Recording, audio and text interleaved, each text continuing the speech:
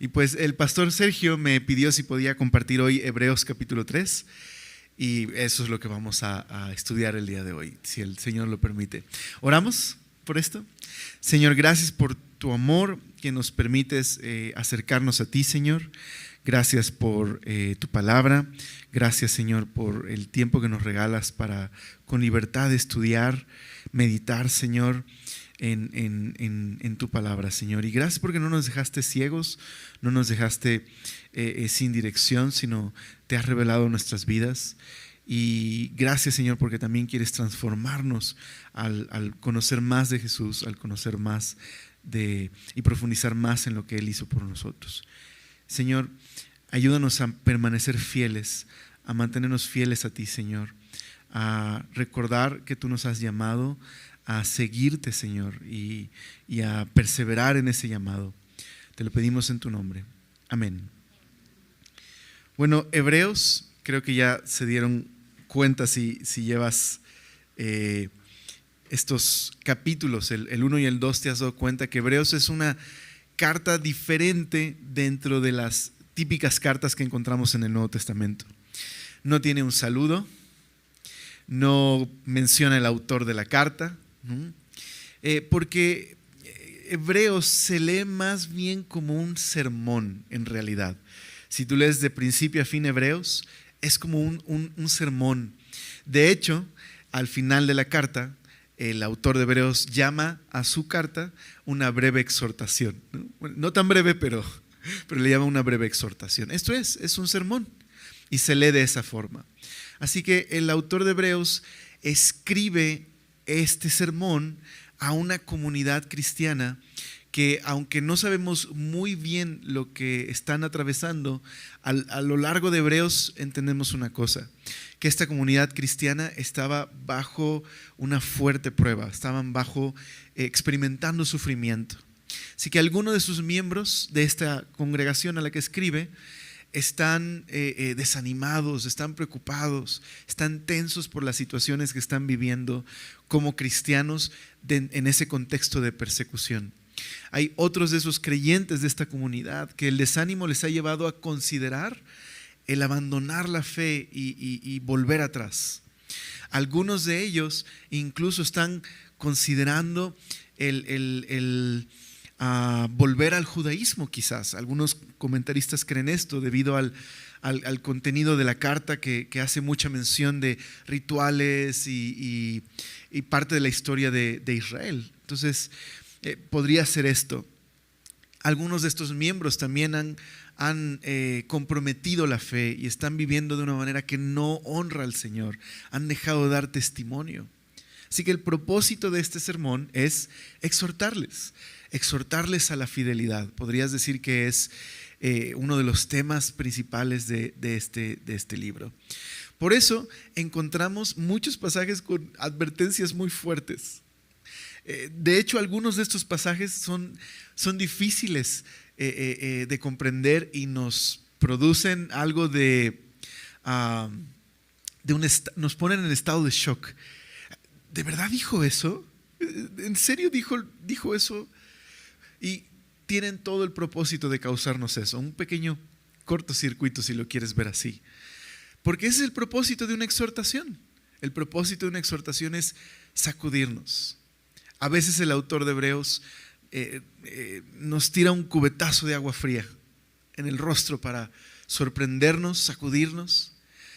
No sé cuántos de ustedes les pasó que si estabas pequeño, ibas en el coche y sacabas el brazo, regularmente ¿qué te decían las mamás?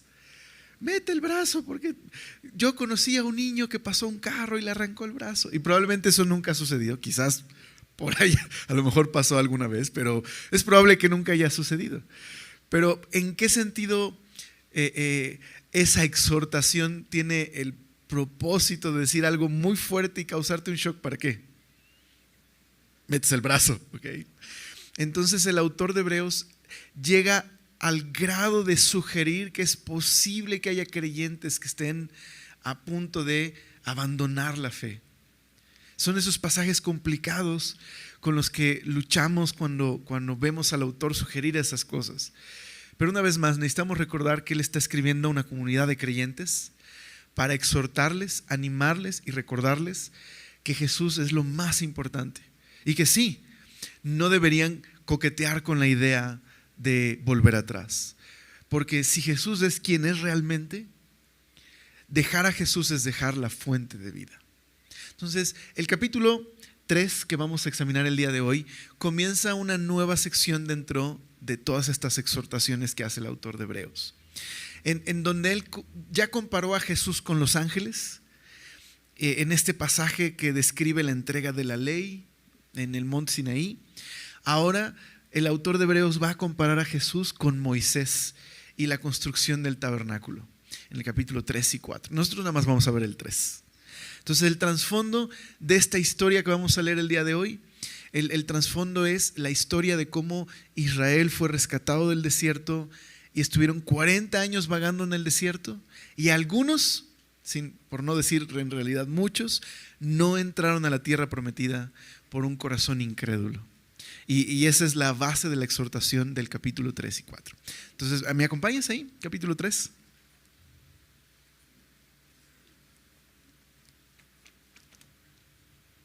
Vamos a leer los primeros 6 versículos, que es la primera parte del capítulo.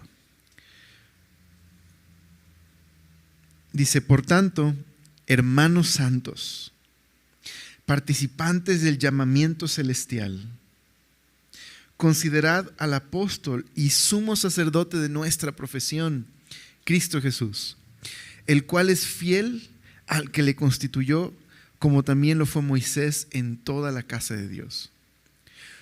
Porque de tanto mayor gloria que Moisés es estimado digno éste, cuanto tiene mayor honra que la casa el que la hizo. Porque toda casa es hecha por alguno, pero el que hizo todas las cosas es Dios. Y Moisés a la verdad fue fiel en toda la casa de Dios, como siervo, para testimonio de lo que se iba a decir. Pero Cristo, como hijo sobre su casa, la cual casa somos nosotros. Y mira la exhortación: si retenemos firme hasta el fin. Aquí está el núcleo de este pasaje: la confianza y el gloriarnos en la esperanza. Entonces, en estos primeros 6 versículos, lo que hace el autor es comparar a Jesús con Moisés. ¿Quién era Moisés? Bueno, Moisés es probablemente la figura más importante del Antiguo Testamento. Y Moisés en el Antiguo Testamento es aquel instrumento que Dios utilizó para entregar la ley, el Pentateuco, que era evidentemente la base de la historia bíblica, de la formación de Israel, de su rol y su propósito en el mundo. Dios usó a Moisés para guiar al pueblo desde salir de la esclavitud en Egipto hacia la tierra prometida. Ese fue el rol de Moisés. De hecho, era tan importante Moisés que en Deuteronomio capítulo 18, no lo busques, lo puedes leer en casa, Moisés le dijo al pueblo que un día Dios levantaría un profeta muy similar a él, otro Moisés. Y por eso en el Nuevo Testamento existía esta esperanza de que el de que el Mesías sería un nuevo Moisés. Y estaba esta imagen de Moisés como esta figura crucial para la historia de Israel. Ahora, en este pasaje se reconoce la importancia de Moisés. No se hace menos su importancia, sino se reconoce su importancia. ¿Quién es Moisés? Un servidor fiel en toda la casa de Dios. Es lo que dice. Moisés fue un servidor fiel. Pero sí, Moisés fue un servidor fiel, pero nada más era sirviente en la casa. Aquí casa es una metáfora para describir al pueblo de Dios, o incluso el tabernáculo que construyó Moisés bajo la dirección de Dios. Moisés fue fiel guiando al pueblo. Él fue fiel para introducirlos a la tierra prometida. Él fue fiel al llamado que Dios le hizo. Pero ¿cómo comienza el capítulo? Comienza diciendo: queridos hermanos, los santos, el pueblo de Dios. Ustedes que han participado de este llamado celestial, considera al apóstol y sumo sacerdote de tu profesión, Cristo Jesús. Así comienza el pasaje. Considera aquel que como Moisés ha sido fiel al llamado que Dios le hizo. Esa es la exhortación. Comienza así. Entonces, si Moisés fue fiel, pero solo fue un servidor en la casa de Dios, Jesús también ha sido fiel, pero Él es digno de una mayor gloria, porque Él no solamente construyó un tabernáculo como Moisés, Él es el creador de todas las cosas. Es lo que dice en el verso número 4. Porque toda casa es hecha por alguno, pero el que hizo todas las cosas es Dios. Y más atrás dice que tiene mayor gloria el que hizo la casa que la casa misma. Entonces está describiendo a Jesús. Si lo ponemos en paralelo, Moisés fue llamado por Dios a guiar al pueblo hacia la tierra prometida y fue fiel en ese llamado. Jesús también es fiel, guiando al pueblo de Dios. Ahora la familia redimida. Pero no solo es esto, es aún más porque por su sacrificio Él ha formado esta familia y Él mismo es el creador de todas las cosas. Él es más digno de gloria que Moisés. Ambos son ejemplos de fidelidad, pero Jesús es digno de una mayor gloria.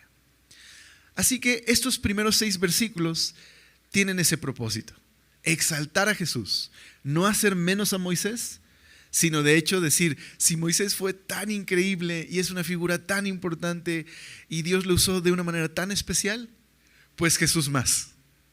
Porque Jesús es el autor y consumador de nuestra fe. Va a decir eso mucho más adelante, por ahí de Hebreos 11 y 12.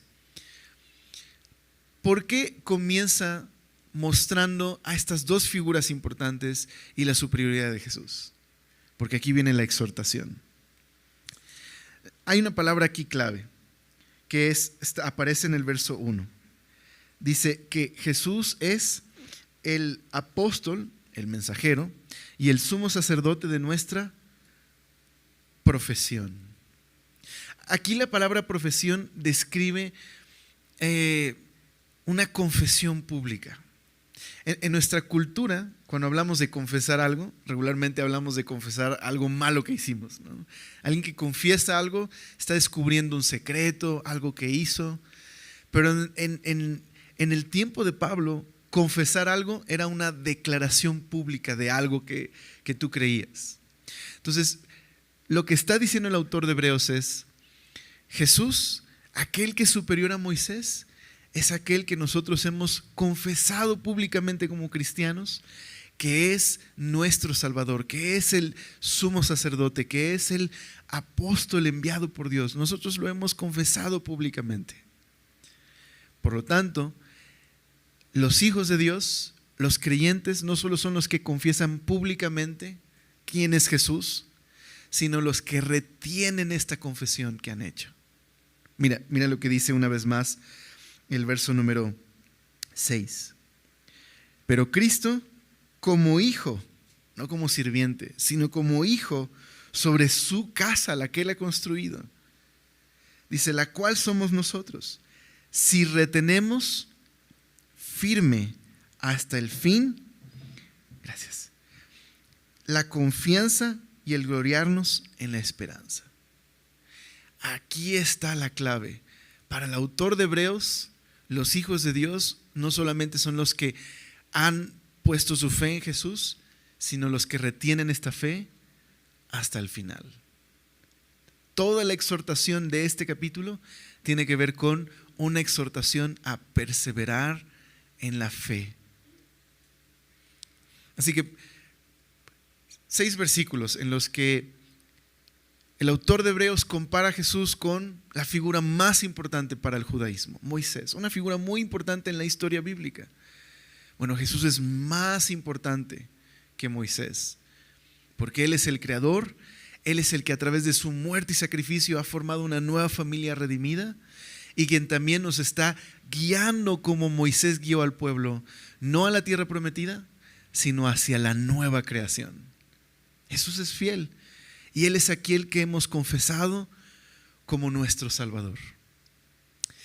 Los versos que siguen, sigue habiendo una comparación entre Moisés y Jesús. Pero ahora lo que va a hacer el autor de Hebreos es decir lo siguiente: el pueblo que salió con el sirviente fiel Moisés es un pueblo que en el desierto, en su trayecto hacia la tierra prometida, se rebelaron contra Moisés. Hubo incredulidad en su corazón, se quejaron de la bondad de Dios. Y esa generación no entró a la tierra prometida, porque en su corazón había incredulidad.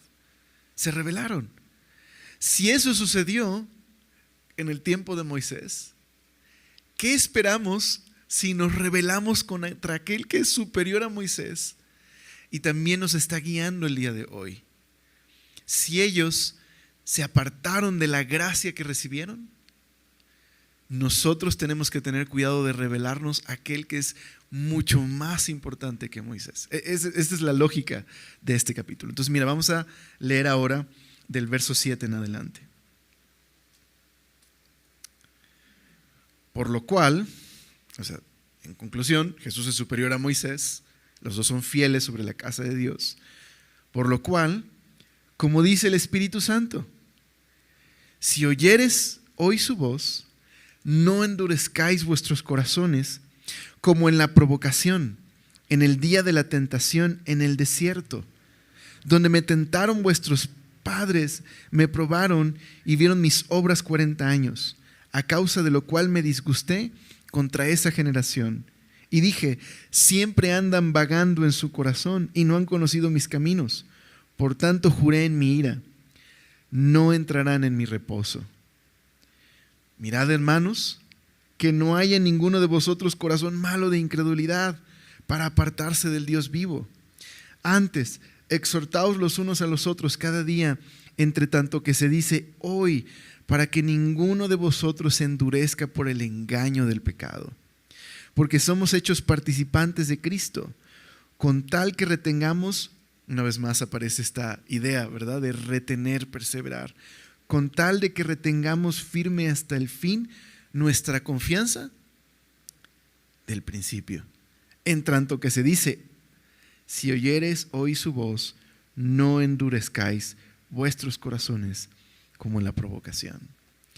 Entonces el autor de Hebreos está tomando de un pasaje del Antiguo Testamento, del Salmo 95, que a su vez es una reflexión de la historia del desierto.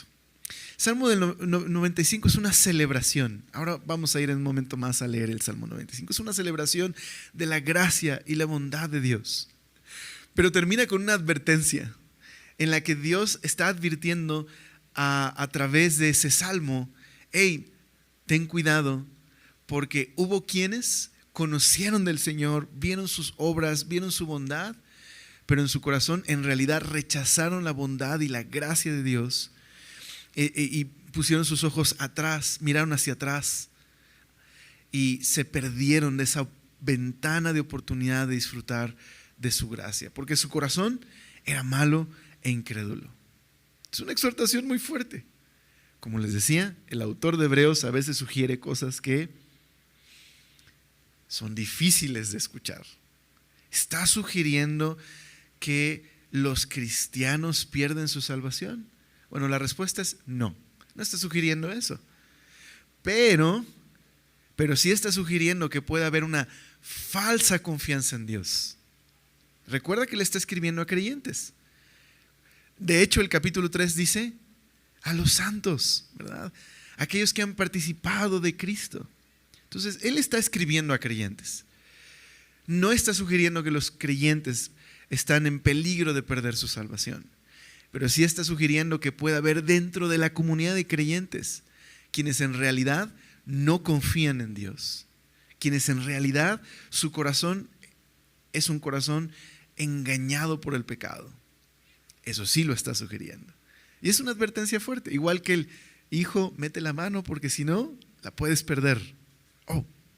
Okay. Entonces, el autor de Hebreos sacude las falsas confianzas. Porque puede haber, sí, es verdad, puede haber quien tenga una falsa confianza, quien crea que su seguridad en Cristo está basada en algo que en realidad no te provee de ninguna seguridad. Por supuesto que los creyentes tenemos seguridad en Cristo. De hecho, es uno de los versículos de Navegantes, ¿verdad?, que memorizamos. Pero no hay garantía para aquellos que tienen una falsa seguridad.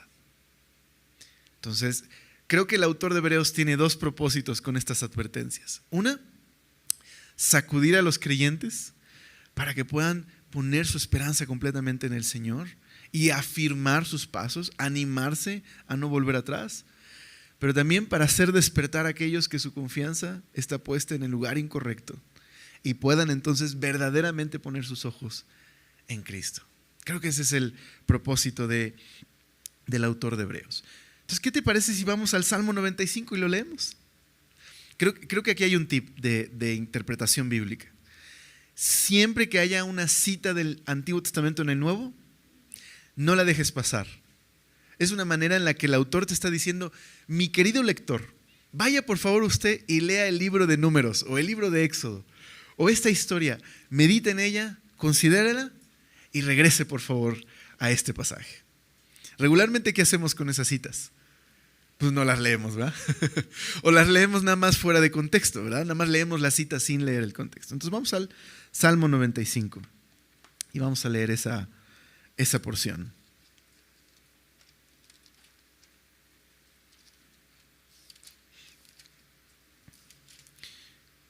Dice el verso número 1: venid, aclamemos alegremente a Jehová, cantemos con júbilo a la roca de nuestra salvación. Lleguemos ante su presencia con alabanza, aclamémosle con cánticos, porque Jehová es Dios grande y Rey grande sobre todos los dioses. Qué bonita meditación, ¿verdad? Ven, adórale, no hay nadie como Él. Él es nuestro Rey, Él es la certeza de nuestra salvación, Él es nuestra roca. Porque Jehová es Dios grande, Rey grande sobre todos los dioses. Porque en su mano están las profundidades de la tierra y las alturas de los montes son suyas. Suyo también el mar, pues Él lo hizo, y sus manos formaron la tierra. Venid, adoremos y postrémonos, arrodillémonos delante de Jehová nuestro Hacedor, porque Él es nuestro Dios, nosotros el pueblo de su prado y ovejas de su mano. Entonces este salmo reconoce nuestra identidad, de aquellos que hemos creído. Somos sus ovejas, somos su pueblo, somos aquellos que estamos seguros en aquel que es la roca de nuestra salvación. Pero mira cómo termina el salmo: si oyes hoy su voz, no endurezcáis vuestro corazón, como en Meriba o como en el día de Masá en el desierto. Ahora, ¿te diste cuenta que en Hebreos se nos da la traducción de Meriba y de Masá? Meriba y Masá son dos lugares en la trayectoria del pueblo en el Éxodo donde tentaron a Dios y donde se rebelaron, en Meriba y en Masá. Nada más que en hebreo se nos traducen estas dos palabras que significan lugar de tentación y lugar de rebeldía. En Masá y en Meriba. Dice: donde me tentaron vuestros padres, me probaron y vieron mis obras. 40 años estuve disgustados con la nación y dije: pueblo es que divaga de corazón y no han conocido mis caminos, por tanto juré en mi furor que no entrarían en mi reposo. Ok, ¿qué sucedió en esa historia del Éxodo donde el pueblo tentó a Dios? Bien, Moisés sacó al pueblo de la esclavitud. Dios los rescató, los guió por el desierto. Y Dios proveyó al pueblo de todo lo que necesitaban. Pero llevaban tan solo un par de semanas fuera de la esclavitud y ya se estaban quejando. Uno de estos lugares donde se quejaron fue en un lugar donde tenían sed y fueron a probar las aguas y estaban amargas las aguas. Así que se quejan contra Dios y empiezan a decir: Dios nos sacó acá para matarnos, Él no cuida de nosotros. Y en esa ocasión las aguas se tornaron dulces. Y el pueblo continuó el viaje, pero más adelante continuaron las quejas y las murmuraciones. Así que en el Éxodo encontramos que la nación de Israel empezó poco a poco en su corazón a despreciar el Éxodo, a dudar de la bondad de Dios, a quejarse y a querer volver atrás. El desierto no fue un tiempo fácil. De hecho, el desierto era un lugar de prueba. Dios estaba probando si el pueblo verdaderamente confiaría en Él. Pero esa prueba iba a durar un par de días, no 40 años. Pero en lugar de confiar en Dios, empezaron a llenarse de amargura. Y en lugar de confiar en Dios, más bien ellos pusieron a prueba a Dios. Lo tentaron. A ver, demuéstranos que tú eres bueno, porque no creemos que tú seas bueno. Dudamos de tu cuidado. Y es ahí donde en múltiples ocasiones Dios les dio de comer, les dio de beber, y aún así seguían quejándose. Llegó un momento en el que rechazaron completamente el Éxodo y le dijeron a Moisés: ¿queremos volver atrás? En Egipto teníamos de comer y aquí Dios nos trajo nada más para matarnos y tú tienes la culpa. Es en ese momento en el que Dios determinó: no más. Este pueblo me ha demostrado una y otra vez que su corazón está lleno de maldad, de incredulidad. No más. Lo juro, no van a entrar a la tierra que yo les prometí. No van a entrar a mi reposo. ¡Qué tragedia! El pueblo que fue rescatado de la esclavitud de Egipto, en realidad nunca dejó Egipto. Se llevaron a Egipto con ellos. Dios tenía un plan, que entraran al reposo. El problema es que ellos no querían. Constantemente estaban rechazando y poniendo en tela de juicio lo que Dios había hecho por ellos, aunque habían visto el Éxodo y habían sido rescatados de una manera llena de lo sobrenatural. El problema no estaba en lo que vieron y oyeron. El problema estaba en su corazón. Querida familia, la incredulidad no es un problema intelectual en la Biblia.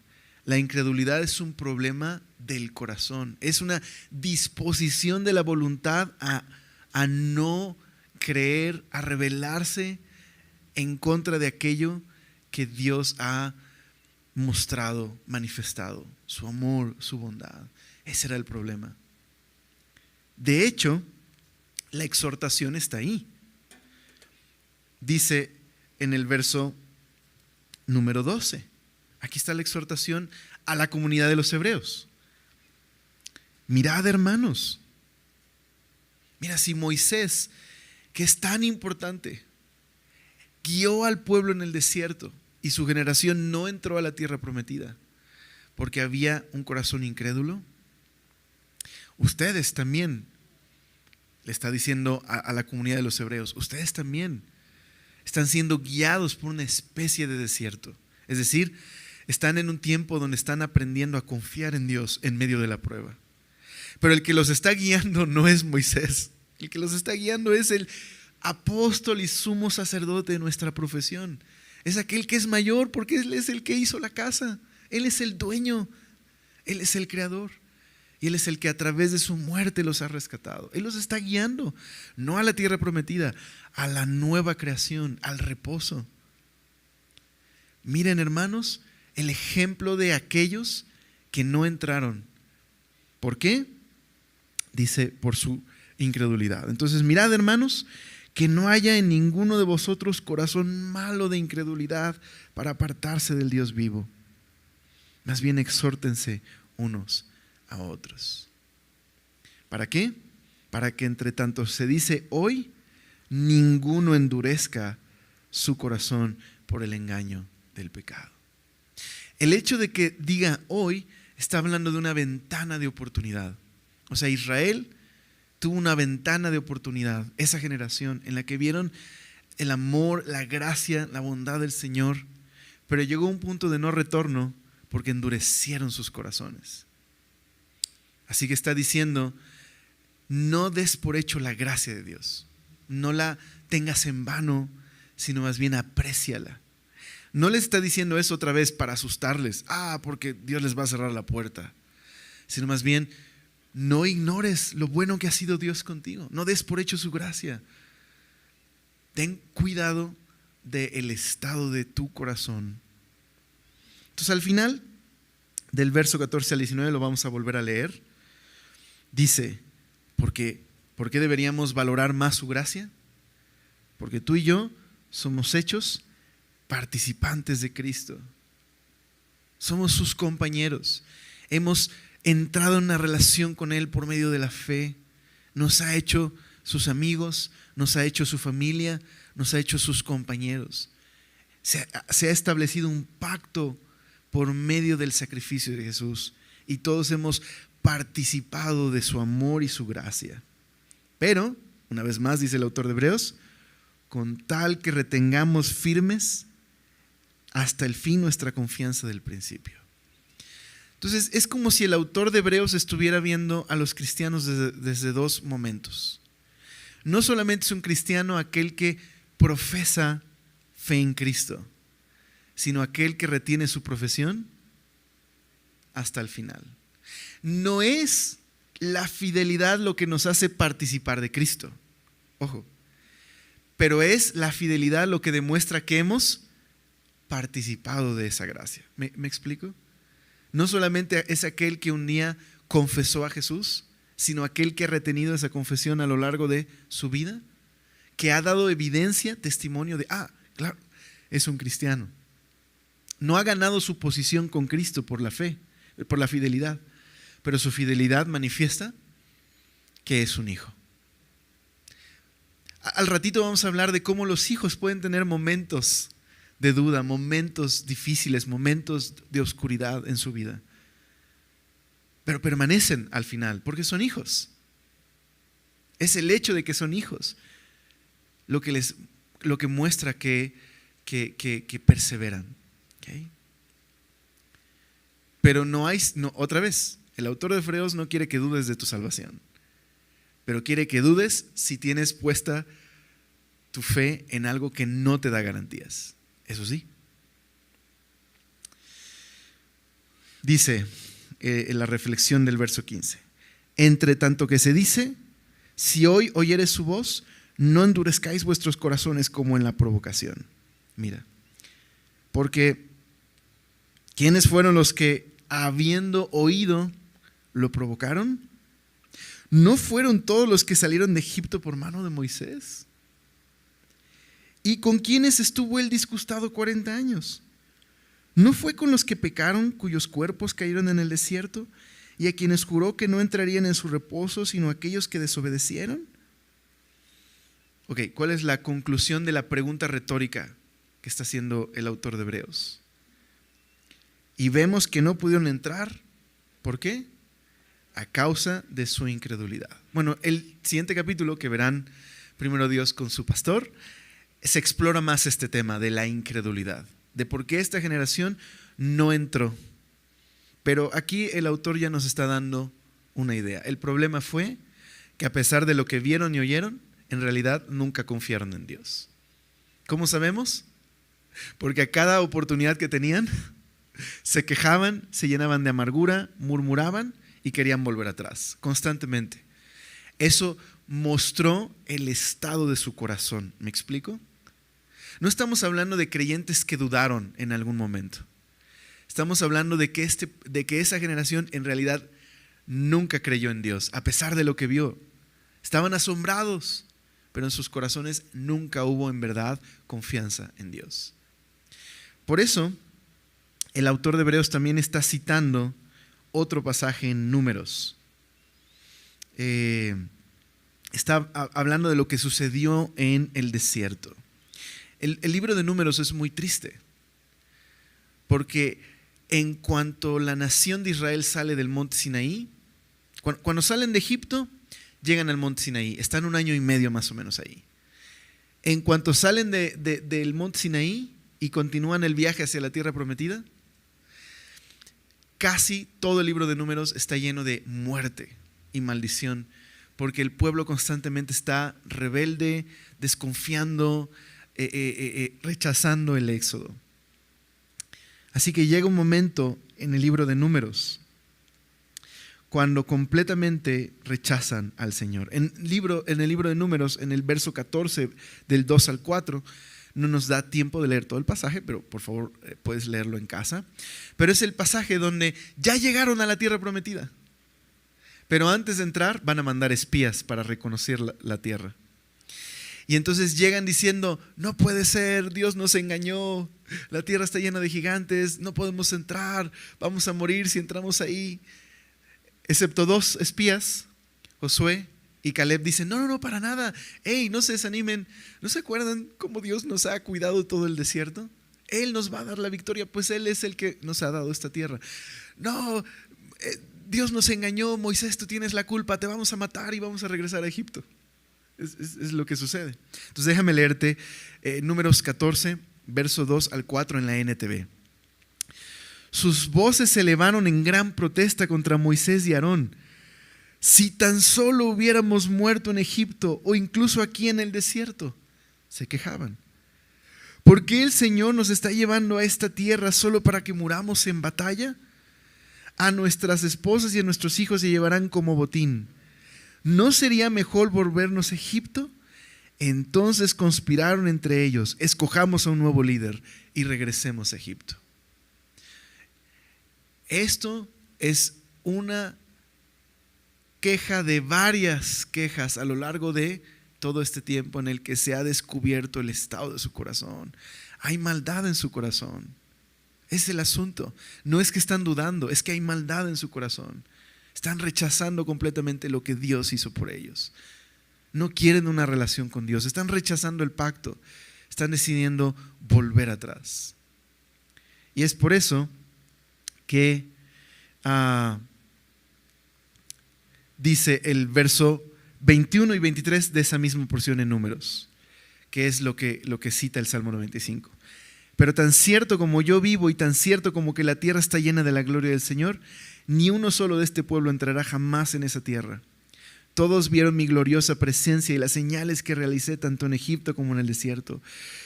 Pero vez tras vez me han probado, rehusando escuchar mi voz. Ok, qué tragedia, ¿estás de acuerdo? ¿No es la gran tragedia el pueblo que ha visto como ningún otro había visto en ese momento la bondad del Señor? Estaban completamente rechazando. ¿Sabes? No estamos hablando una vez más de dudas, estamos hablando del adolescente rebelde que le dice a su papá, te odio, ojalá y nunca hubiera nacido, me voy de aquí, no me interesa. ¿Sí me explico? Están completamente rechazando al Señor. Una y otra vez Dios les ha salvado, pero llega un momento en que dicen, no más, no hay vuelta atrás, no van a entrar a mi reposo. Ok, Gloop.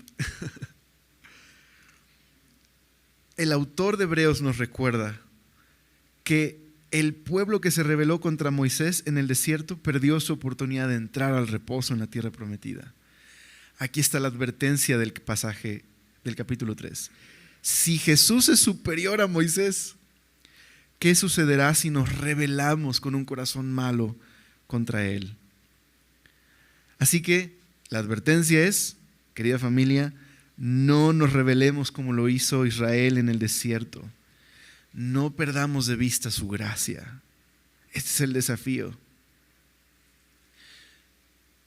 Así como la comunidad de hebreos estaban pasando por un momento difícil, un tipo de desierto, tú y yo, como la iglesia a través de los siglos, está entre la salida de Egipto y la entrada a la tierra prometida. Es decir, entre la cruz y la nueva creación, el reino futuro.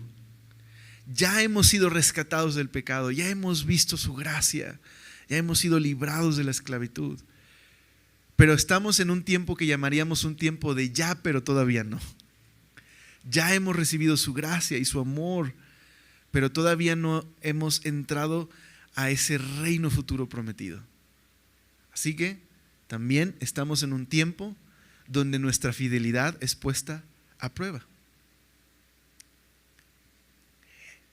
Y tenemos la misma tentación que Israel tenía en el desierto Y por eso necesitamos considerarnos a nosotros mismos. Así que la invitación es mantenernos fieles. Mantener la profesión que hicimos en un principio. O sea, la confesión que hicimos un día, cuando reconocimos a Jesús. ¿Te acuerdas? El día en que entendiste su gracia, su amor, que Él había muerto por ti y le confesaste.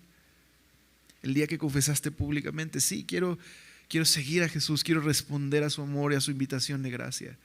El autor de Hebreos te invita, querido hermano, querida hermana, retén esa profesión que hiciste hasta el final. Permanece fiel. Sí, es difícil seguir a Cristo en este mundo. Hay momentos de duda. Hay momentos donde dudamos de si Dios está con nosotros realmente. Hay situaciones de enfermedad, situaciones difíciles, tentaciones a desviar nuestra mirada. Así como la comunidad de los hebreos estaba pasando por un momento difícil. Probablemente algunos de ellos perdieron su trabajo por el hecho de ser cristianos. Quizás algunos de ellos tuvieron que huir de su hogar. Quizás algunos de ellos no encontraban trabajo por el hecho de ser cristianos. Estaban viviendo un tiempo en realidad difícil, complicado. Considera el día de hoy esta exhortación, no para que dudes de tu salvación, sino para que te des cuenta que tú y yo no somos mejores que ellos y necesitamos diariamente su gracia y su amor, porque no somos mejores que ellos. Necesitamos su gracia. No demos por hecho su gracia. Seamos agradecidos. Porque la amargura puede entrar en nuestro corazón poco a poco. Ciertas situaciones pueden ir trayendo engaño a nuestro corazón. ¿Cómo podemos entonces cultivar una vida de fidelidad? Creo que esa es la pregunta que genera este pasaje. ¿Cómo puedo permanecer fiel? ¿Cómo se puede generar una vida de fidelidad? Yo solo quiero recomendarte 3 cosas que podemos hacer para cultivar una vida de fidelidad. Número 1, el pasaje nos invita a considerar a Jesús como un ejemplo de fidelidad. Considerar a Jesús y lo que Él ha hecho por nosotros. Estoy convencido que los momentos en los que nos estamos quejando, en los momentos donde dudamos de la bondad de Dios, es cuando hemos perdido de vista quién es Jesús y qué es lo que hizo por nosotros. Cuando empezamos a voltear a nuestro alrededor y empezamos a sentir que merecemos más de lo que tenemos, es porque hemos quitado probablemente nuestra mirada del Señor y hemos olvidado que Él nos rescató de una vida de esclavitud. Así que considera a Jesús todos los días.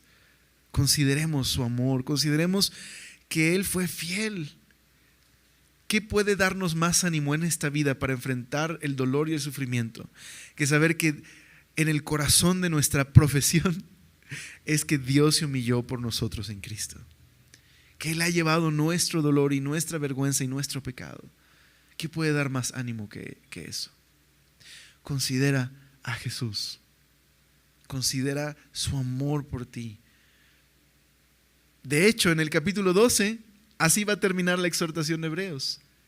Consideremos aquel que no dobló sus rodillas ante el pecado, sino más bien llevó nuestro pecado y con gozo llevó nuestra vergüenza hasta la cruz. Número 2, cultivemos una relación con Dios. Creo que mantenernos fieles requiere reconocer que Él ya nos ha dado todo para mantenernos fieles. Él ya nos ha dado su gracia. Tenemos su amor, tenemos su palabra, tenemos su espíritu. Pero eso no quita nuestra responsabilidad de cultivar una relación con Él todos los días. De acercarnos a Él. De acercarnos por medio de la oración, de congregarnos, por medio del discipulado, por medio de nuestro devocional. Me gusta lo que dice un comentarista bíblico. En términos prácticos, tenemos que exponernos de manera significativa a su palabra y ajustar nuestros pensamientos y nuestro estilo de vida a ella. Eso significa escuchar la palabra predicada, haciéndonos preguntas sinceras como: ¿qué tengo que confesar? ¿De qué tengo que arrepentirme? ¿Qué tengo que modificar en mi vida? ¿Cómo puedo basar mi vida en lo que he escuchado? ¿Cómo esto transforma mi manera de pensar? ¿Cómo debería vivir mi vida a la luz de lo que estoy leyendo? Por medio de los periodos de lectura y reflexión de la Escritura, exponemos nuestra vida a la voz de Dios para que Él nos anime, nos haga crecer y madurar. Y por último, vigilando nuestros corazones. ¿Cómo podemos vigilar nuestros corazones?